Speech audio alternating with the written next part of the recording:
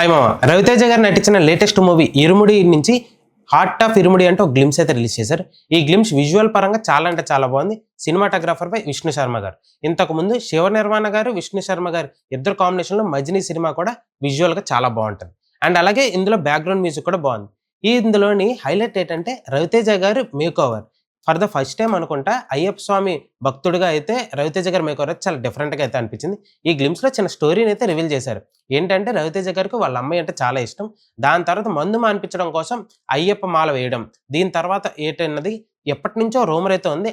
దాన్నే కట్ చేసుకొని గ్లిమ్స్ లో అయితే పెట్టారు. ఓవరాల్ గా చూసుకుంటే గ్లిమ్స్ అయితే నాకైతే బాగానే అనిపించింది. బట్ ప్రాబ్లం ఏంటంటే రీసెంట్ గా రవితేజ గారు నటించిన సినిమాలన్నీ కూడా బాక్స్ ఆఫీస్ ద్వారా కొంచెం ఫెయిల్ అయితే అవుతూనే ఉన్నాయి. దానికి తగ్గట్టుగా రీసెంట్ గా భర్తమాషాలకు విజ్ఞప్తి కూడా అంత బాగా అయితే ఆడలేదు. అండ్ శివ నిర్మాణ గారి లాస్ట్ మూవీ కూడా ఖుషి కూడా అంత పెద్ద హిట్ అయితే కాదు. ఇప్పుడు వీళ్ళిద్దరికి ఈ కాంబో అన్నది హిట్ అయితే చాలా ఇంపార్టెంట్. దానికి తగ్గట్టే సినిమా మీద కొంచెం ఎక్స్పెక్టేషన్ అయితే ఉంది. సో ఈ గ్లిమ్స్ అయితే నాకు బాగానే అనిపించింది. అసలు ఈ గ్లిమ్స్ మీకు ఎలా అనిపించింది కింద కామెంట్ సెక్షన్ లో తెలియజేయండి. మరిన్ని మోర్ ఫిల్మీ అప్డేట్స్ కోసం సబ్స్క్రైబ్ టు షుగర్ ఛానల్.